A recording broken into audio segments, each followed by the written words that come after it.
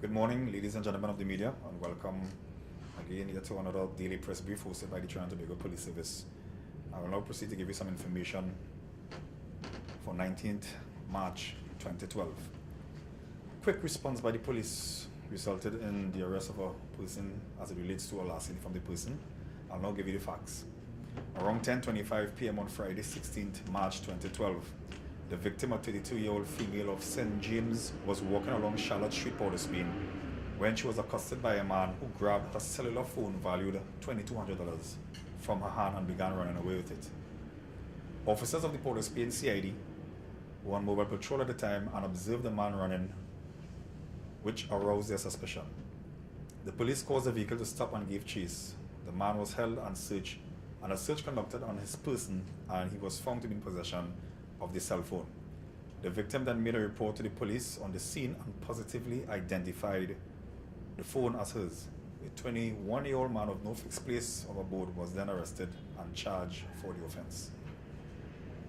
Then on around 9 a.m. on Friday, 16 March 2012, a 50-year-old man of Arima was traveling in a taxi on Observatory Street, Port of Spain, when a man was walking along the said street, reached into the taxi and pulled his gold chain, valued $30,000 from his neck, and made good his escape with the chain. The victim made a report to Police Constable Ramdat of the Port of Spain CID, who conducted surveillance and made certain observations which led to the arrest of a 35-year-old man of Harp Place Observatory Street, Port of Spain. He was placed on an identification parade and positively identified by the victim. The man will be appearing before a Port of Spain Magistrate Court to answer the charge of larceny from the person. Unfortunately, the chain was not recovered.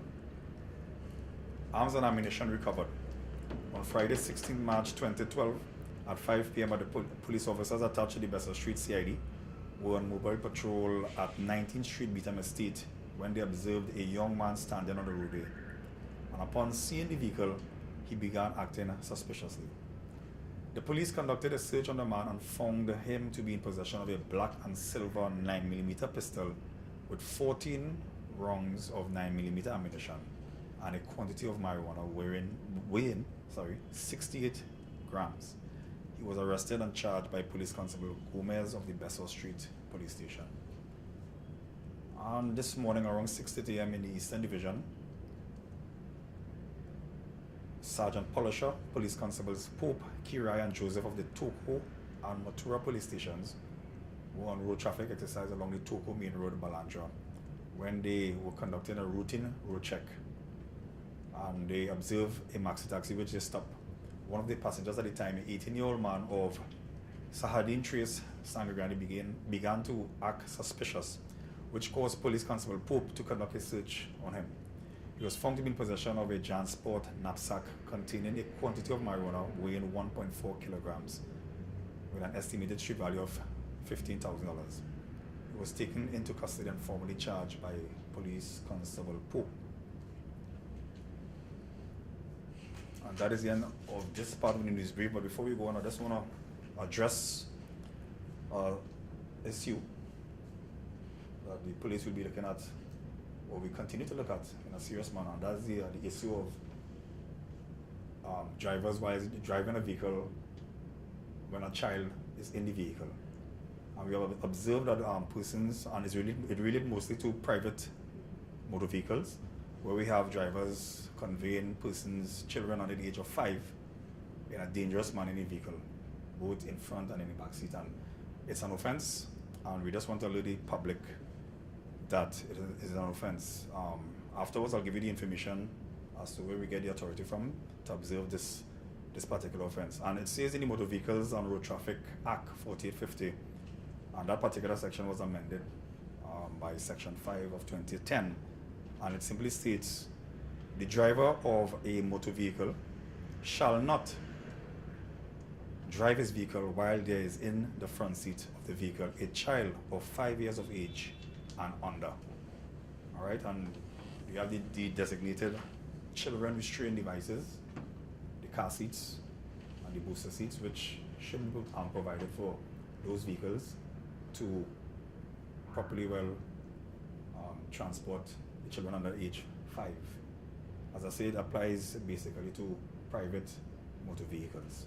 So we are urging motorists to please be responsible and get the necessary devices, restraining devices for children under the age of 5. So having said that, this is the end of this part of the news brief. I will now invite persons to ask questions.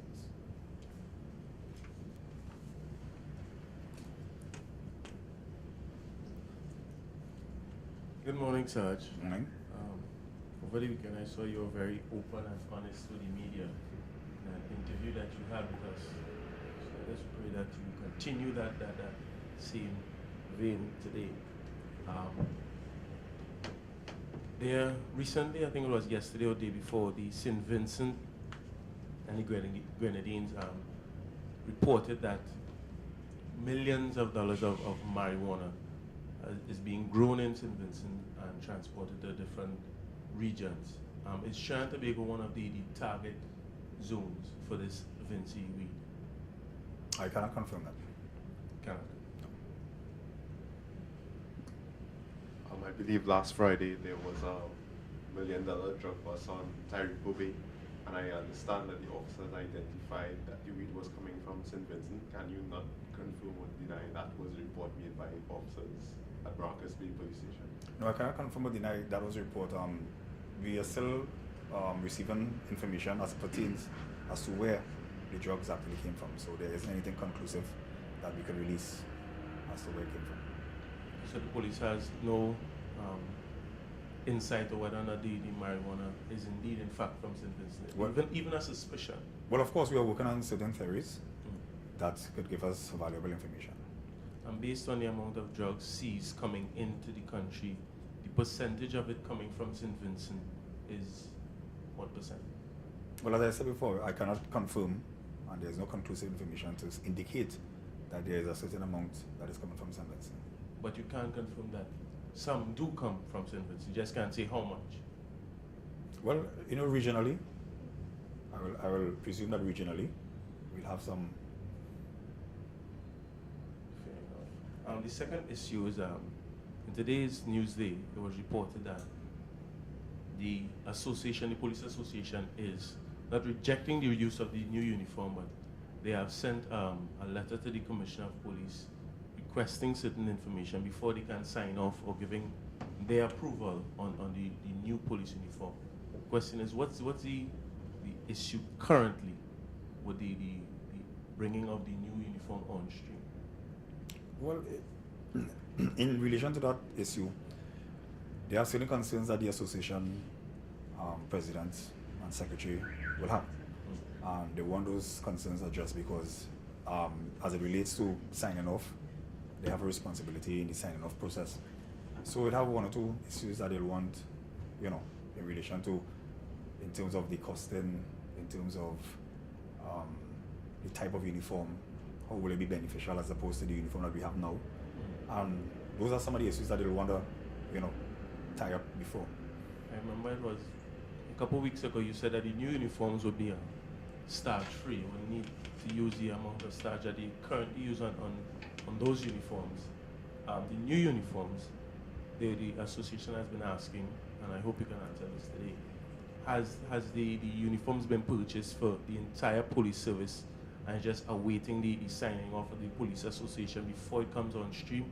Or is it that they have bought some sample uniforms, showed it around, and they're waiting now to purchase the entire batch? Well, it's my information that no uniforms being purchased in terms of, as what you mentioned earlier, in terms of in its entirety. Almost certain that there's samples, because that's how we would have been able to get information as to whether it'll be free of starch or not. So those are some of the things that I want to work out.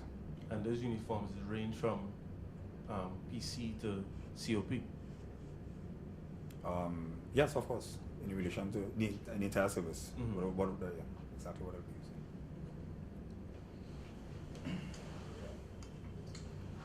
using. Good morning, Mr. Meister. I hope you had a good weekend. First of all, just to continue on one of the earlier questions of my colleague, and probably to go a little further. Over the weekend, body coming out of the United States confirmed that the largest supplier of marijuana to the Caribbean is both St. Vincent and Nevis. But one of its largest clients is Trinidad and Tobago. And the transactions are done via the exchange of guns and ammunition. Trinidad and Tobago does not make guns, exports guns to these countries in exchange for the drugs. That's one of the larger way of transaction. My concern is for guns to be imported into Trinidad and to be exported to these countries, that is a measure of concern. And for drugs to be imported regularly into Trinidad and Tobago via these channels, that is another major area of concerns. In terms of the police service, how concerned and what is being done to plug these areas? Well, most definitely that will be a major concern.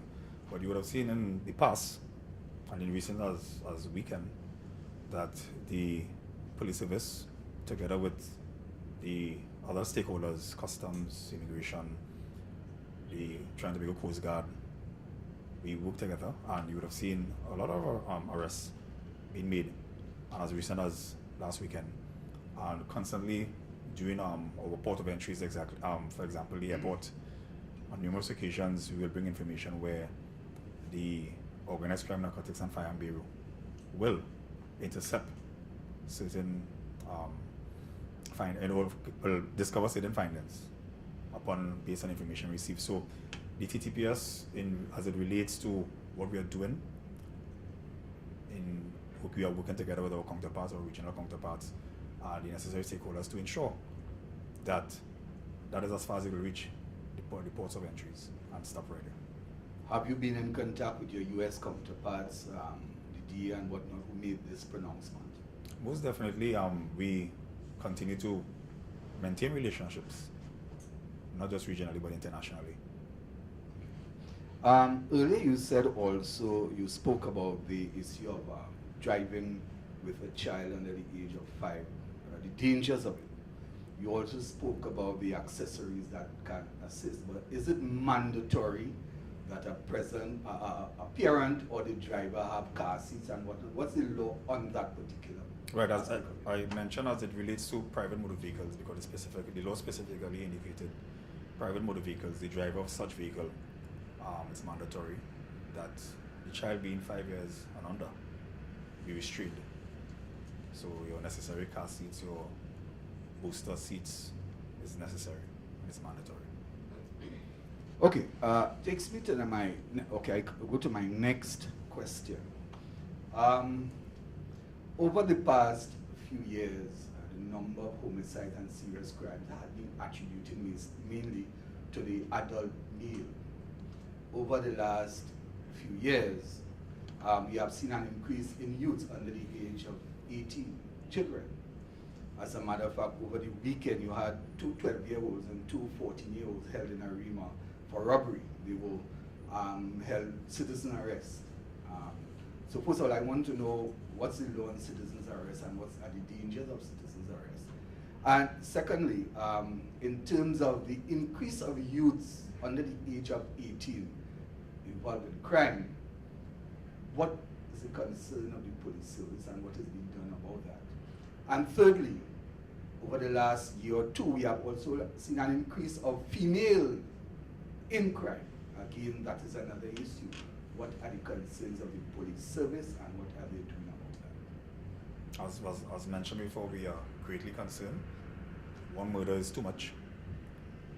I mentioned some time ago that education is the key, especially with our young adults, and it is the key.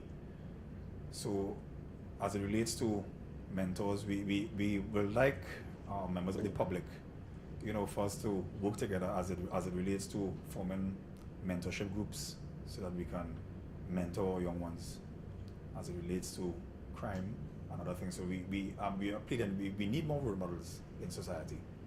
All right, and it's very important that that the young adults could have somebody to look up to, or children could have somebody to look up to. So it will help a lot in relation to that social issue, that one of those ills that we have in society.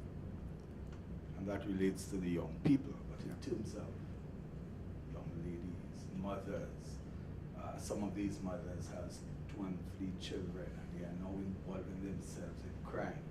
They are the top persons in crime, not to say they are following somebody. They are now running certain criminal activities on their own, from pickpocketing to other criminal activities, robberies, stabbings, that kind of thing. Mothers is a different grouping of people as opposed to young children or young youths who are different grouping, and children who are different grouping, and men. Are there any specific, in terms of dealing with that aspect of the rising crime, the mothers, the young women? Well, in addition to a number of programs that we have, we firstly will like to urge that group that you speak of to change their ways, firstly, and get back on the right track, because it's a life that is not going to end up very far.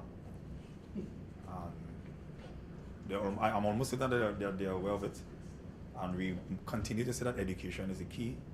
We need to have our people move in there, speak with them, and they need to listen and change around their lives. Failure to do so, it could end in a disaster. Another question. Just after the carnival, Mr. Richardson was here and said within a week they would have done a review of the carnival, and that would have been brought to the public. A week is some time away. Could you tell us now what has happened with that review?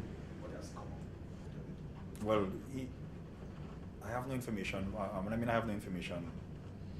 Once the review would have been completed, Mr. Richardson would have passed the information for me to pass on to the public. I haven't since received any information as yet, so I guess it's still forthcoming. And last but not least, in terms of just general, in terms of murders and whatnot, we have seen various aspects of how many have been solved, how many have been committed. Could you give us an idea to